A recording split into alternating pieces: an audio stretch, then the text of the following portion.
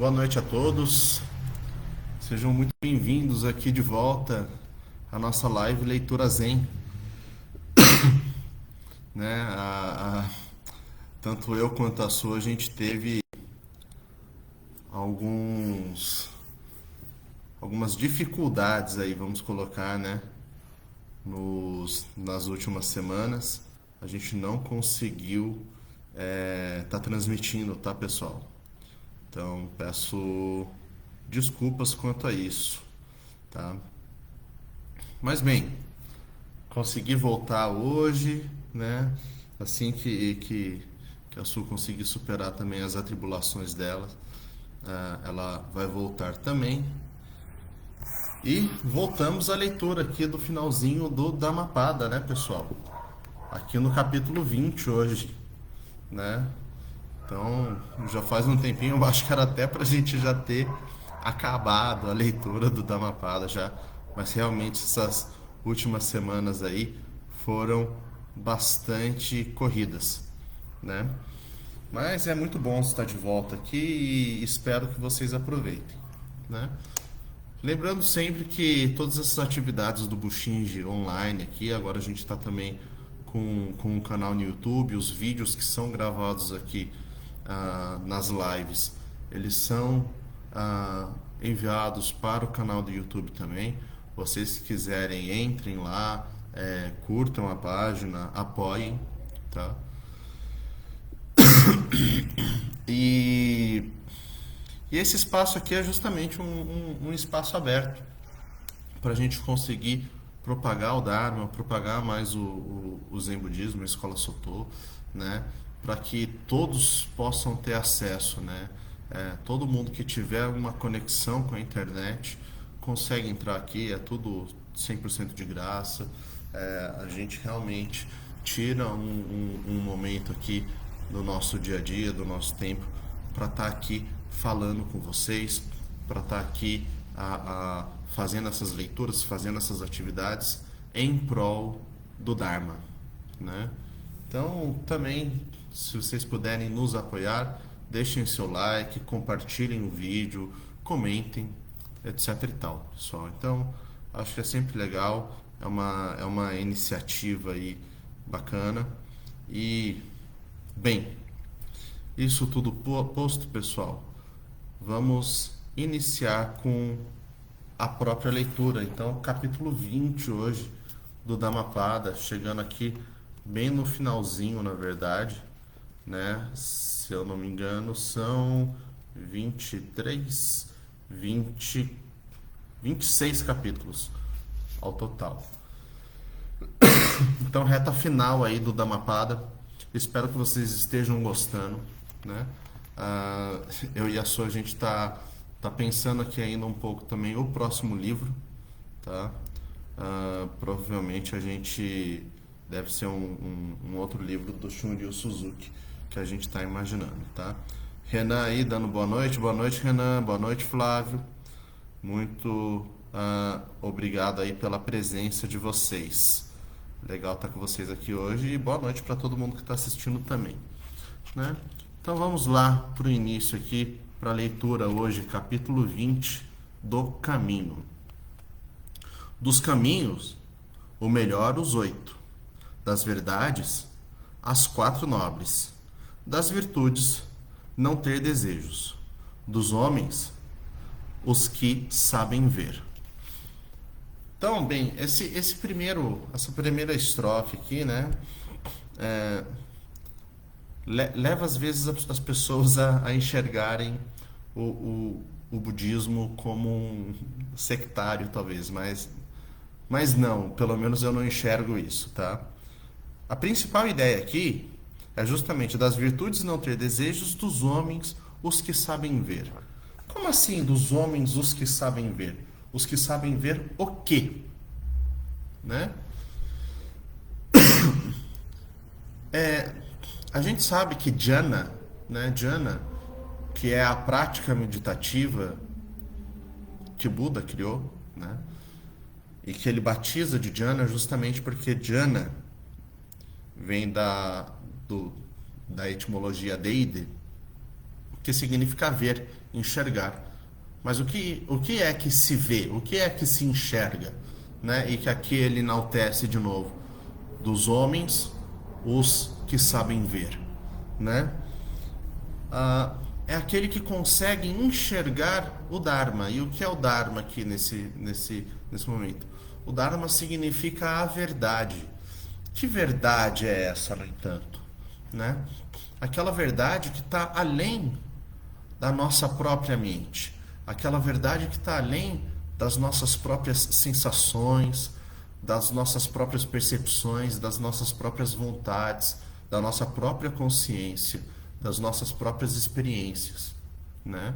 Então, eu acho que eu bato bastante nessa tecla de falar, né? O budismo ele vai focar muito em conseguir enxergar justamente esse mundo além do nosso próprio entendimento, porque o nosso entendimento é um entendimento condicionado e, portanto, incompleto. A gente confunde às vezes, né? A gente acha que o budismo está negando uma realidade, está negando a existência de coisas, está dizendo que as coisas são ilusórias, no sentido delas não existirem, de serem uma miragem. Mas não, ela é ilusória no sentido de ser incompleta. Por quê? Porque a minha visão, a minha percepção, o meu sentimento, a minha vontade, condicionados, e são condicionados por uma série de ações que resultam em uma percepção, em um entendimento daquele momento. Porém, a verdade daquele momento, ela está além deste entendimento, né? Esse entendimento, de novo, ele é incompleto. Por isso que dos homens, aqueles que sabem ver essa verdade, que sabem ver este Dharma. Só esse caminho, não outro, outorga pureza à visão. Adota, pois, esse caminho, ele vai desorientar Mara, né? Então, quando ele fala só este caminho, não outro, outorga a pureza da visão,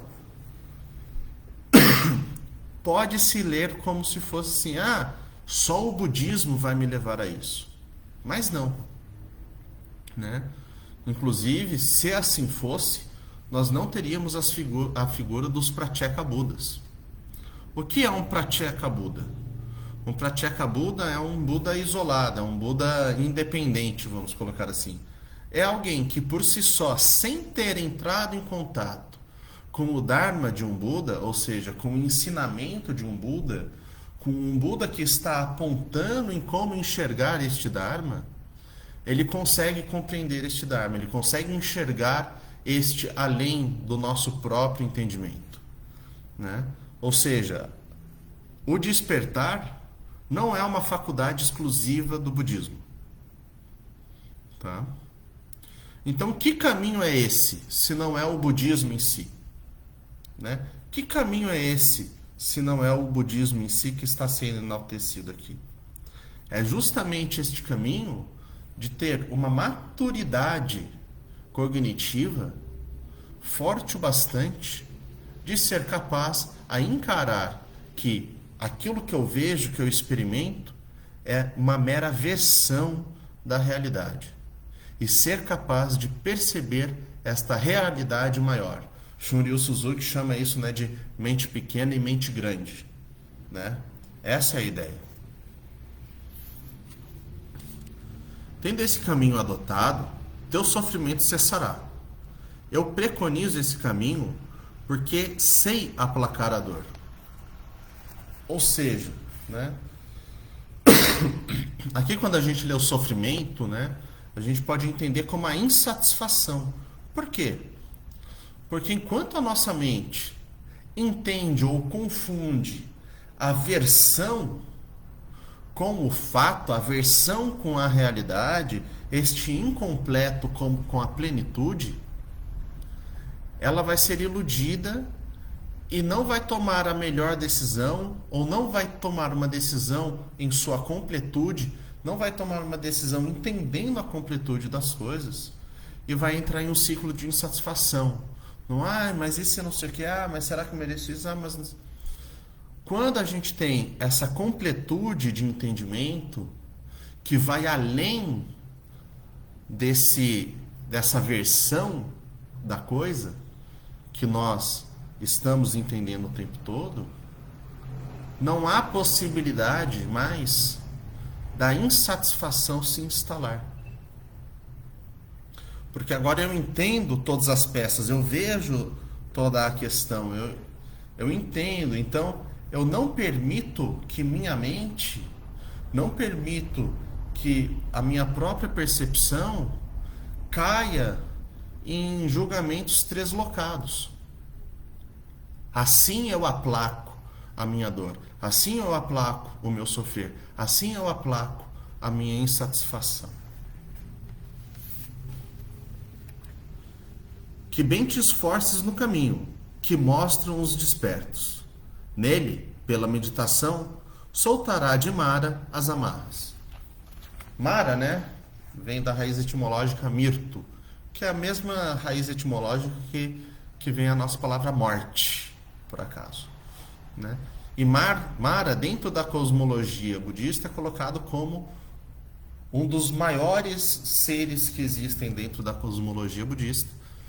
E são seres que vivem em reinos nos quais tudo aquilo que eles desejam surge espontaneamente.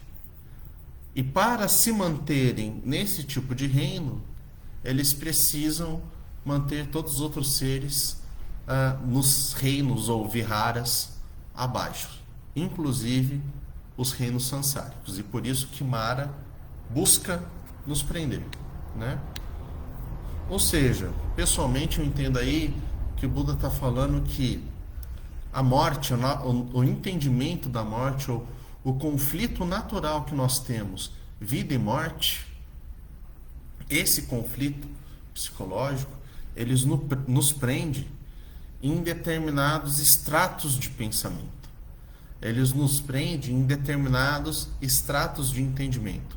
Estratos esses que nos mantêm nesses ciclos de insatisfatoriedade. Uma vez que eu consigo me emancipar da minha própria mente, me emancipar do meu próprio entendimento, percebendo a vacuidade dos meus próprios agregados, percebendo quão incompleta é a minha visão sobre as coisas, ou seja, este caminho do homem que bem vê as coisas, neste momento eu me emancipo de Mara. Eu consigo ver as coisas agora como elas são e, portanto, não sou mais sujeito a essas amarras. É o que está sendo dito aqui. Todo Sankara é passageiro. Quando isso se vê, por sabê-lo, então se despreza o sofrer. Esse é o caminho da pureza. E eu vou ler agora todos os seguintes, porque eles seguem a mesma ideia. Todo Sankara é sofrimento. Quando isso se vê, por sabê-lo, então se despreza o sofrer. Esse é o caminho da pureza. Todos os dharmas não têm essência. Quando isso se vê, quando isso se vê, por sabê-lo, então se despreza o sofrer. Este é o caminho da pureza. Ou seja, essas 3 estrofes estão colocando justamente esse ponto, né? Quando eu entendo, quando eu consigo ver pela meditação, bem ver, bem enxergar isso que está além, né? Enxergo que o meu entendimento é incompleto, que a própria faculdade humana é limitada. Mesmo que eu seja o ser onisciente, a própria condição humana é limitada. Enquanto há condição, enquanto há condicionamento, a realidade não é percebida. Quando eu consigo perceber isso tudo e consigo perceber, ver, enxergar essa perspectiva que está além deste condicionamento, eu consigo desprezar todo o sofrer, toda a insatisfação, todo o desajuste, todo o desejo, toda a aversão. E uma vez que eu me emancipo de todo esse entendimento, que eu me emancipo deste sofrer, me emancipo deste querer, me emancipo dessa aversão, o que me resta fazer? Se perguntem isso. O que me resta a fazer? E a resposta é simples. O que sobra no momento em que eu conquisto essa emancipação suprema é a pura e simples compaixão por todos os seres. Esse é o caminho dos Budas.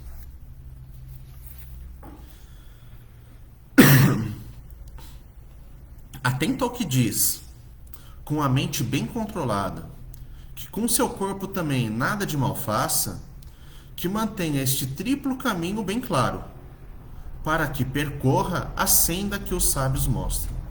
Ou seja, agora Buda começa a falar um pouco, ele começa a dar dicas, né? Perfeito. Eu expliquei qual é o caminho, né? Agora, que tipo de qualidade, que tipo de atitude você deve colocar para se tornar também este homem que bem enxerga, para trilhar também o caminho deste homem que bem enxerga. O que você deve fazer para trilhar este caminho, né? E aqui o primeiro momento é esse controle da mente. O que significa esse controle da mente, né? É justamente começar a entender os processos da minha mente, os processos da minha percepção, os processos das minhas sensações, os processos das minhas vontades, os processos das minhas características, os processos da minha consciência, né? Pelo zelo nasce o saber. Sem zelo, o saber se destrói. Ciente deste duplo caminho, que leva ao lucro ou ao prejuízo, que nós próprios nos comportemos, de modo a que aumente o saber. Ou seja, se o caminho para a emancipação de todo sofrer é esse bem enxergar, e o zelo é o caminho que me leva a este saber, eu devo seguir com zelo. Que zelo é esse? Um zelo com a minha própria mente. A minha mente, ela tem o costume de se acomodar em conceitos, se acomodar em crenças, se acomodar em ideias, se acomodar em percepções. E daí eu percebo, eu creio, eu penso e eu julgo que aquilo é realidade. E a partir do momento que eu julgo que isso é realidade, eu volto às amarras de Mara. Mas se eu sou zeloso, se eu sou cuidadoso com a minha própria mente, eu estou trilhando o caminho da emancipação. Cortai a floresta, não a árvore. Da floresta é que nasce o medo. Cortando a floresta e a folhagem, não tenhais, ó monge, desejos. Ou seja, essa é uma ideia bem interessante. É uma ideia que Dogen coloca de maneira brilhante, né? Às vezes a gente leva assim, o nobre caminho óctuplo, os 6 paramitas, as 4 nobres verdades, os 3 preceitos puros, os 10 preceitos, os 4 votos, tal. Isso tudo deve ser tomado, engolido em uma única bocada. É isso que quer dizer corte a floresta como um todo, não árvore por árvore, né?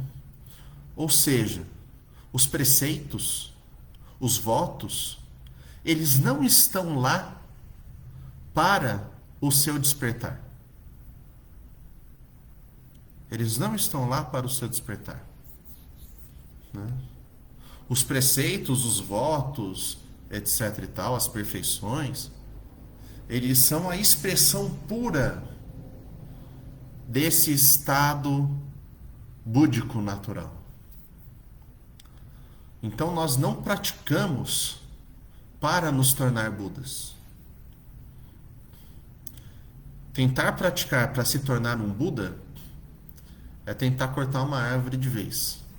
Os Budas engolem tudo isso em um único momento, né? Os 6 paramitas se realizam em um único momento, né? O despertar de todos os seres se realiza em um único momento. Esse aqui é o ponto aqui. Por isso, corte essa floresta de uma vez só. Essa é a ideia, essa é a energia para aqueles que querem trilhar o caminho dos homens que bem enxergam. Se não cortardes o desejo mínimo do homem pela mulher, a mente ainda estará jungida, tal bezerro que mama a mãe. Ou seja, eu tenho que entender os apegos e as aversões mais básicos meus. Aqui se usa o exemplo, né, do desejo sensual de um homem por uma mulher, mas poderia ser de um homem por outro homem, de uma mulher por uma outra mulher, etc. e tal. Eu poderia usar aqui também o desejo sensual que nós temos por um alimento, por exemplo, né? Ah, disso eu gosto, disso eu não gosto. Não é que seja uma atitude, seja o comer uma comida boa. Eu gosto muito de comer uma comida boa. Ou até mesmo o ato sexual, sejam atos pecaminosos e que me tiram do caminho. Mas quando eu me entrego a esses desejos sensuais, sem o zelo, sem o devido zelo, eu volto a criar essas amarras. Eu volto a condicionar a minha mente em determinadas coisas. Quando eu penso, eu necessito disso para ser feliz, eu preciso disso para ser feliz, eu preciso que isso suma da minha vida para eu ser feliz, eu preciso que isso se perpetue na minha vida para eu ser feliz, nós não estamos trilhando o caminho daqueles que bem enxergam.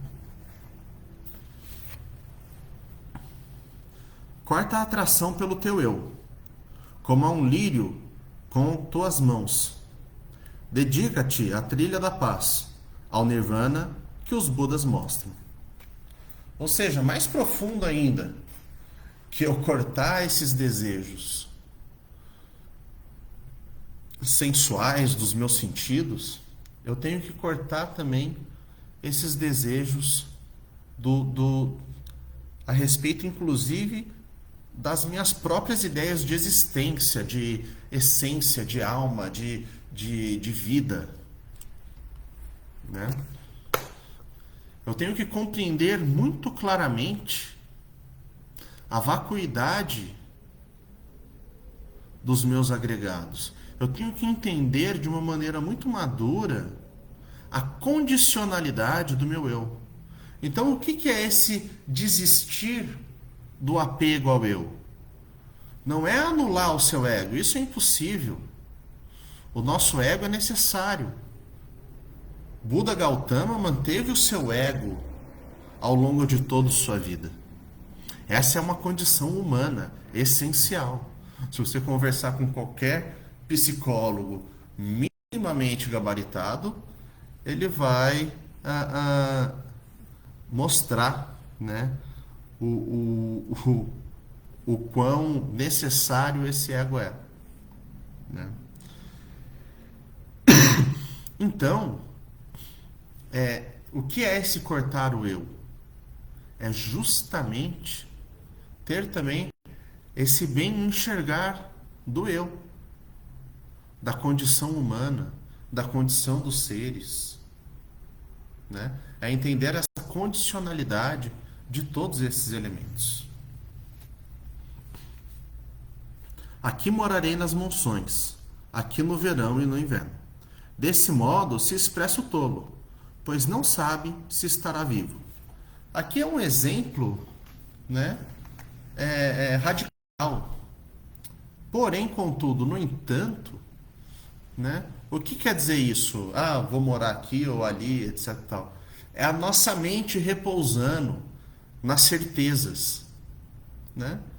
É claro que a gente não sabe se vai estar vivo amanhã ou não, mas não é simplesmente por isso, né? Qual certeza que nós temos, né? A gente coloca muita certeza na nossa percepção das coisas. Esse é o ponto. Inebriados por prole e posses, esses homens de mente ávida, como a enchente, a vila domina, a morte leva de roldão. Lembra que eu falei que Mara está relacionado com morte? Ou seja, aquele que se entrega, né, para essa versão dos fatos, ele vive uma vida à deriva, né? Por isso que a morte o leva de roldão, né? Porque ele vive à deriva, ele desperdiça a chance de vida, né? Ele não vive de uma maneira emancipada e, portanto, sujeito aos sabores das intempéries, ele vai passar por momentos, sim, felizes, momentos tristes, mas vai constantemente estar com a insatisfação. Não são os filhos um refúgio, nem pais, parentes ou amigos. Para os mortais, quando chega a morte, não se acha refúgio nos outros. A gente sempre está procurando uma receita para ser feliz, né? Ah, se eu tiver um filho, ah, se eu tiver uma esposa, ah, se eu tiver um carro, ah, se eu tiver um cargo, ah, se eu tiver uma casa, ah, se eu tiver não sei o quê. Mas não. O único refúgio que nós temos é justamente a sabedoria, é justamente o Dharma, é justamente esse bem enxergar as coisas. Bem conscientes dessa verdade, na virtude, contido, o sábio, o caminho para o Nirvana, bem rápido, vai encontrar. Ou seja, quando se entende bem essas questões, e se entende a necessidade deste caminho, esse caminho de bem enxergar, aquele que é sagaz vai rapidamente entender isso e vai adentrar também no caminho dos homens que bem enxergam. Pessoal, esse foi o capítulo de hoje. Eu espero que vocês tenham gostado aí da leitura. Talvez eu tenha tido alguns problemas aí de conexão ao longo que subiu um aviso aqui.